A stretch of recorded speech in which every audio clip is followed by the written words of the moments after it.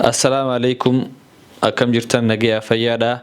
Bakka jirtanitti nageenyi isiniif haa ta'u isiniin jecha har'aan tana gaafii isin koomentii jala na gaafatan takka takka deebisuudhaafiin viidiyoo tana waraabee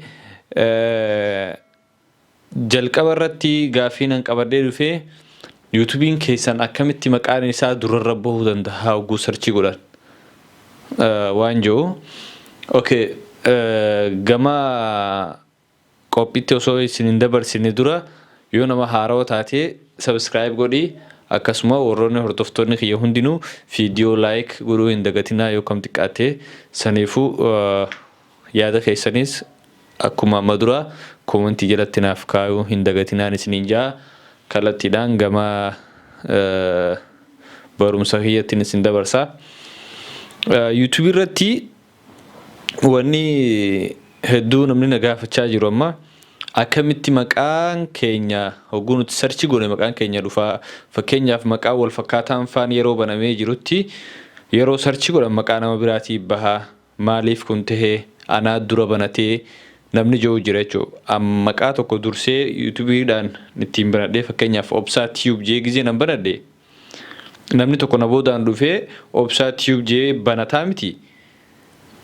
Namni na hordofuudhaaf Obsaa Tube jeenii gizee barbaadan Obsaa Tube kiyya kana osoo hin taane Obsaa Tube kan nama biraa saniitutu bahaa fi jaa akkas jechuun kun fakkeenyaan ittiin isiniif kaase maalirraa kun ta'uu danda'a. Maaliif kiyya hogguu namni sarchi godhe maaliif kiyya durarratti hin baanee isa jiru. Takkafarratti waa'ee maqaa kanarratti hedduu itti yaaduun barbaachisaadha. Maali ni beektaa maqaa yeroo YouTube banattu qubee gabaabaa fayyadame akka namni illee gabaabummaa sarchisi godheesi harkachuu danda'u jechuun qubee afurfaa amma Obsaa yoo ta'e qubee afurii leellisaa yoo ta'e akkas waan Tube kayyuu kanallee itti hidhuu dandeessaa waan biraatti hidhuu dandeessaa. Akkuma fakkeenya yoo fudhannee amma chaayinaallee kiyya kuni Oro Use jaa maqaan jalqabaa sadii ka itti aanu immoo afurii shan jechuudha. Kanaafuu dheereessitanii barreessuurra gabaabatti yoo barreessitan namni isin harkachuu danda'a. Gaafii ammoo maaliif maqaan kiyya dura hin dhufne kajuuf yoo maqaan wal fakkaataa lama sadii jiraate kiyya maaliif hin dhufne kajuuf yuutuubiin nama aktiif ta'e yookaan nama ammatti hojjetu ka subscribe si caalaa qabu si boodallee yoo banate subscribe si caalaa qabu yuutuubii san provide godhee yoo jiraate si dura jechuun monetize isaa gama YouTube program pattern keessa seenee achitti yoo ka provide godhee raayitii qabaatu ta'e abbicha akkasitti si dura aktiiva tahee waa hundaa'u YouTube irratti viidiyoo amma hojjetu san yeroo namni sarchi godhee dhufa akkuma subscribe irraa ol qabaniin jechuudha. Kanaafuu hanga gartee 100 ka subscribe ta'e 100 ka geessee raayitii warra YouTube irraa hin fudhatinitti maqaan rakkoon qabu. Yoo akka gartee jalqaba irratti namaa buufeete subscribe oddommeessuu hordoftoota oddommeeffachuu akkasitti maqaa kee hogguu sarchi godhan jalqaba irratti dhufuu danda'a. Inni lammadaan maali? Maqaa kana ji'atti yeroo sadii jijjiiruu dandeessa. Fakkeenyaaf yeroo yuutuubii keessa seentee bikka maqaa jijjiirtu kana dheeyxaa jechuudha. Wanni keetira dhoyite profaayila keetira dhoyite achi booda profaayila keetira dhoytaa iddoo akka seetingii qabdu tanarra dhuftaa achi booda Oro Use kajoo kana qalama gama harka mirgatti jiru kanarratti hin tuqaa.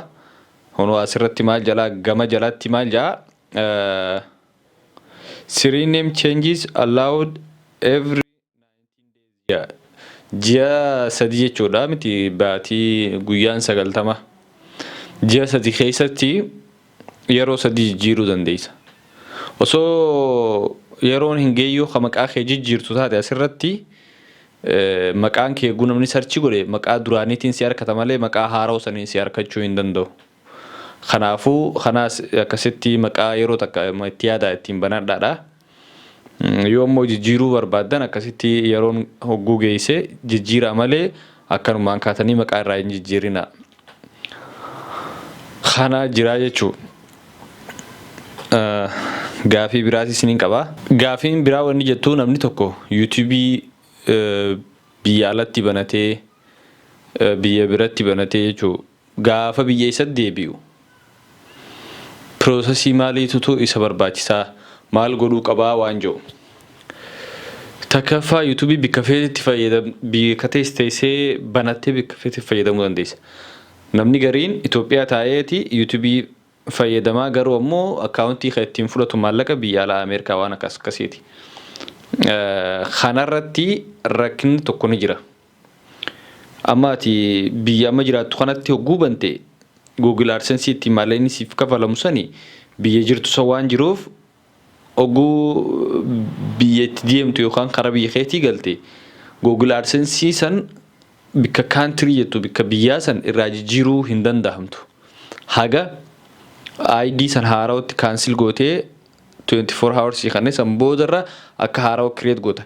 Yoo maallaqni keessa ka jiraatu taate immoo maallaqa san biyyuma jirtu sanitti fudhatteeti keessaa fixxee san booda AdSense san cufta.